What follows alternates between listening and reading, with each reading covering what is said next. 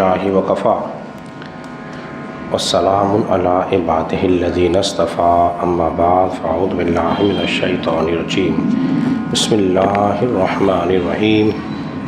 سامعین وقار، آپ حضرات درس سے حدیث سماعت کر رہے ہیں اور آج ہمارے ریاض الصالحین سے حدیث نمبر جو ہے وہ 544 ہے۔ اس روایت کو امام بخاری بھی کتاب العلم کے اندر لکھ کر آئے ہیں۔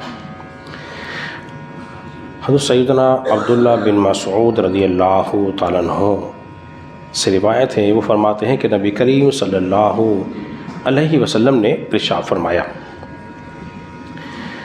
آپ نے فرمایا دو آدمیوں کے علاوہ کسی اور پر رشک کرنا جائز نہیں ہے۔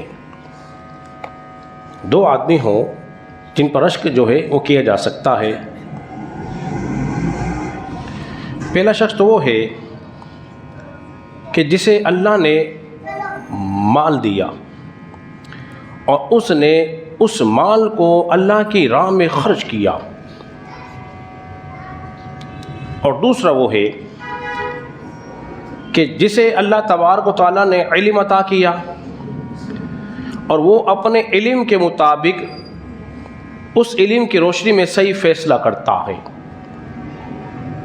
ذرا غور کریں کہ نبی پاک علیہ الصلوۃ والسلام کیا ارشاد فرما رہے ہیں کہ دو کے سوا کسی اور پر رشک نہیں ہو سکتا۔ ایک ہے رشک، ایک ہے حسد۔ اس کی تعریف بھی کرتا چلوں۔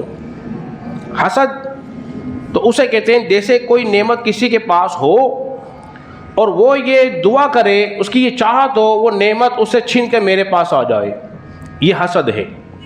اور حسد کرنا بہت بڑا گناہ ہے اور یہ دل کی بیماری ہے۔ اور حسد جو ہے نیکیوں کو ایسے کھا جاتا ہے جیسے آگ لکڑی کو کھا جاتی ہے۔ اور ایک ہے رشک کہ یہ نعمت اس کے پاس بھی ہے، اے اللہ ایسی نعمت میرے پاس بھی آ جائے۔ تو اس کا تذکرہ ہو رہا ہے۔ نبی پاک نے فرمایا کہ قابل رشک وہ آدمی ہے جسے اللہ نے مال دیا۔ مال تو بہت سارے لوگوں کو دیا ہوا ہے، لیکن ان تمام لوگوں میں قابل رشک آدمی وہ ہے جسے مال دیا۔ تو مال دینے میں دو فضل ہوئے۔ پہلا فضل کیا ہوا؟ پہلا فضل تو یہ ہوا کہ اللہ نے اسے مال دیا۔ دوسرا فضل اس بندے پہ یہ ہوا کہ اس نے اس مال کو راہ خدا میں خرچ کیا۔ راہ خدا میں خرچ کرنا بھی اللہ کا فضل ہے، ورنہ کتنے ہزارہا لوگ ایسے ہیں جن کو اللہ نے مال تو دیا ہے پر وہ اس مال کو اللہ کی نافرمانیوں میں خرچ کرتے ہوئے نظر آتے ہیں، اور آپ لوگ بارہا اس کا مشاہدہ کرتے ہیں۔ پھر وہ اللہ سے خیر کی دعا کرتے ہیں۔ خیر کیسے ہو؟ لیکن سارے کام ناراضگی والے۔ ایک مثال لے لیجئے شادی کی۔ جب شادی ہوتی ہے تو زیادہ تر کام اس میں جو ہیں وہ سارے کیا ہوتے ہیں؟ بولیے اللہ کی نافرمانی والے ہوتے ہیں۔ اور جب نکاح کی باری آتی ہے تو کہتے ہیں جی اب نکاح سنت ہے، اور نکاح میں بالخصوص مہر کی بات آتی ہے، کہتے ہیں شریعت مطہرہ کے مطابق مہر کتنا ہے۔ صرف پورے ایونٹ کے اندر اس مہر کے مسئلے پہ انہیں شریعت یاد آتی ہے، اس کے علاوہ کئی انہیں شریعت بولے یاد نہیں آتی ہے۔ جس شادی کی ابتدا فنکشن سے ہو رہی ہے اور پھر دعا مانگنے گھر آباد ہو، تو گھر آباد کیسے ہوگا؟ کیونکہ تم نے ابتدا ہی اللہ کے نافرمانیوں سے کی ہے، بات کسی اور طرف نکل گئی۔ دوسرا فضل یہ ہوا کہ پہلا فضل کیا ہوا؟ اللہ نے اسے مال دیا۔ دوسرا فضل یہ ہوا کہ اس نے اس مال کو اللہ کی راہ میں خرچ کیا۔ تو یہ دعا کی جا سکتی ہے اللہ ایسا مال مجھے بھی دے تاکہ میں بھی اللہ کی راہ میں خرچ کروں۔ دوسرا قابل رشک آدمی وہ جسے اللہ نے علم دیا۔ علم بھی بہت بڑی نعمت ہے، اور یہ علم کا ملنا ہر ایک کی بات نہیں۔ اللہ تبارک و تعالیٰ جسے چن لے، جس کا انتخاب کر لے، اس کو علم عطا فرماتا ہے۔